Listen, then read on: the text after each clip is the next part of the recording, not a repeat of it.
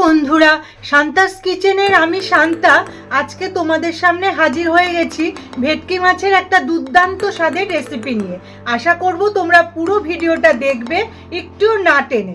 চলো শুরু করছি। দেখো, প্রথমে আমি ভেটকি মাছটাকে নুন, হলুদ আর সর্ষের তেল দিয়ে মেখে রেখে দিলাম। কিছুক্ষণ বাদে কড়াইতে সর্ষের তেল দিয়ে আমি মাছগুলোকে সুন্দর করে ভেজে নেব।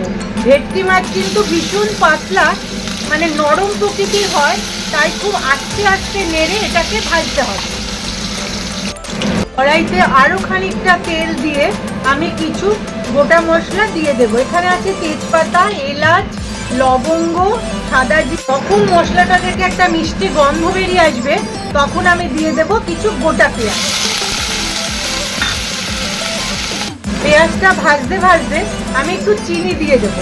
এতে কিন্তু মাছের ঝোলটা মিষ্টি হবে না, কিন্তু রংটা দারুণ আসবে। আমি এই একটা পেস্ট তৈরি করে নেব। এখানে আছে পেঁয়াজ, এখানে আছে টমেটো, রসুন, আদা। এটাকে আমি একটা ঘন পেস্ট বানিয়ে নেব। পেঁয়াজটা যখন এরকম লাল লাল হয়ে আসবে, তখন আমি এই পেস্টটা দিয়ে দেব।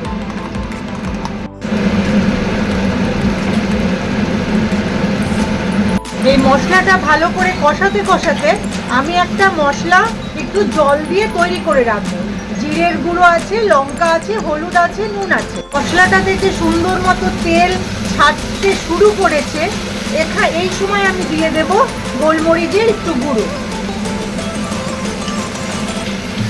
এবার এটাকে ভালো করে নেড়ে চেড়ে আমি ভিজিয়ে রাখা মশলাটা দিয়ে দেব।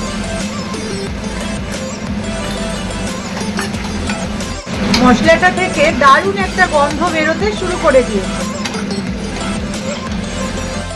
এরকম সময় আমি দিয়ে দেব 4 চামচের মতো টক দই। টক দই দেবার সময় গ্যাসের এটা কিন্তু হালকা করে কমিয়ে নিতে হবে, নইলে কিন্তু দইটা ছেড়ে যেতে পারে। অনুরোধ রইল, তোমরাও একদিন এই রেসিপিটা ফলো করে দই ভেটকি বানিয়ে খেও। যদি ভালো লাগে তাহলে কিন্তু কমেন্টে জানাতে একদম ভুলবে না। দেখো, মশলাটা একদম কষিয়ে এসেছে। আর একটু বাদেই আমি দিয়ে দেব জল। জলটা অবশ্যই উষ্ণ গরম জল দেব। এবার এই ঝোলটা একটু ফুটে উঠলে আমি মাছগুলো ছেড়ে দেব। ঝোলটা আমার ফুটে উঠেছে, এবার আমি মাছগুলো দিয়ে দেব। এবারে আমি ছড়িয়ে দিলাম একটু গরম মশলার গুঁড়ো। সব শেষে আমি একটুখানি ধনেপাতা ছিটিয়ে দেব।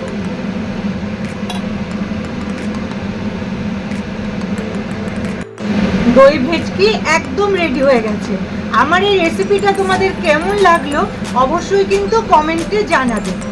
আর এই ভিডিওগুলো যদি তোমাদের ভালো লাগে তাহলে শান্তাস কিচেন অ্যান্ড ব্লগ এই চ্যানেলটাকে সাবস্ক্রাইব করে আমার পাশে থাকবে।